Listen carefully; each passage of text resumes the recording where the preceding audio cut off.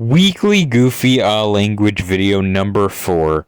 Verbs and sentences. We already have a word for it to be, but what if you want to say, he has the food? It's a has sentence, not an is sentence. We need a different verb. Well, first, we need the word for he, which is e. Next, we need the word for to have, conjugated in the third person singular, which is wgahhlv. I also have to introduce the word for food, which is sos. This is a masculine word, so we use o. Now we have this sentence. But that's not actually how to say he has the food. We need to mark the object with a suffix. In this case, we use nya for masculine. So we now say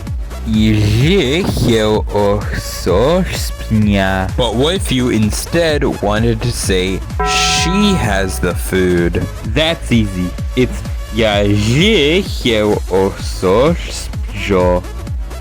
Now, you may have noticed that the object marker changed from nya to jo, even though it's the same object, food. Is it some weird gender-changing shenanigan where the word for food changes gender? No. If it was, then the word for the here would no longer agree. So food is still masculine here.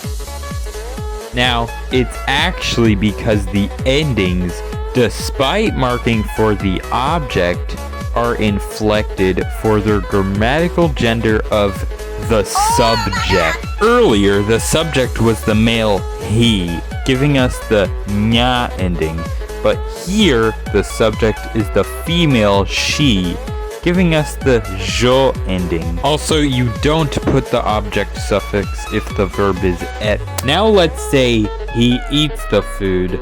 The word for eat is mpeus. Conjugate to third person singular and you get mpeunoi. So the sentence is iochsos nyampeunoi. You may have noticed that the verb and object switched places. Yes, this is on purpose. It's because the word order of the sentence depends on what verb you're using. Et and li are SVO, but mpeus is SOV. Yes, the verb can change definition based on word order, just like the nouns changing definition based on their gender. Also, you can turn an entire sentence into a verb to say to cause it to happen.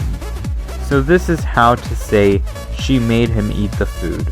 Also, don't worry, this type of verb is always SV. Also, for this type of verb, past and present conjugations are swapped. This is definitely not due to a mistake I made when writing the English sentence down. Also, this verb effect can stack with itself, because why not? Like, subscribe, comment some suggestions, and come back next week for numbers and letter behavior, part 2.